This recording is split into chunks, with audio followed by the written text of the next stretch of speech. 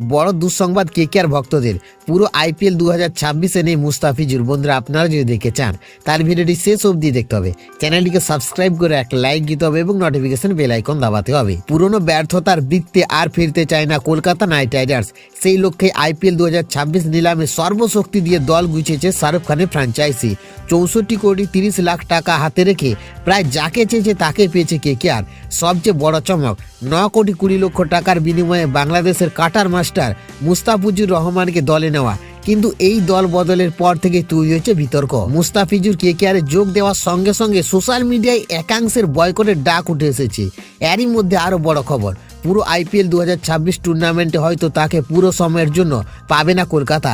একাধিক রিপোর্ট অনুযায়ী আগামী এপ্রিলে বাংলাদেশের জাতীয় দল নিউজিল্যান্ডের বিরুদ্ধে ওয়ানডে এবং টি-20 সিরিজ খেলতে নামবে। ইন্ডিয়া টুডের প্রতিবেদনে দাবি করা হচ্ছে 16 এপ্রিল থেকে 23 এপ্রিল পর্যন্ত মুস্তাফিজুর জাতীয় দলের সঙ্গে ব্যস্ত থাকতে পারেন।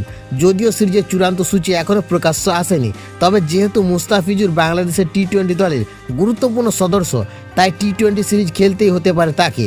ফলে সেই সময় কেকেআর তাকে পাবে না। তবে বিষয়টি নিয়ে খুব একটি চিন্তিত নয় নাইট ম্যানেজমেন্ট। শোনা যাচ্ছে বাংলাদেশ ক্রিকেট বোর্ড আংশিক নো অবজেকশন সার্টিফিকেট দিতে পারে। সেই ক্ষেত্রে ওয়ানডে সিরিজ থেকে ছাড় পেয়ে টি-20 খেলে দ্রুত আইপিএলে ফিরতে পারেন মুস্তাফিজুর। উল্লেখযোগ্যভাবে 9 কোটি 20 লক্ষ টাকায় বিক্রি হয়ে আইপিএলের ইতিহাসে সবচেয়ে দামি বাংলাদেশি ক্রিকেটার হয়েছেন মুস্তাফিজুর রহমান।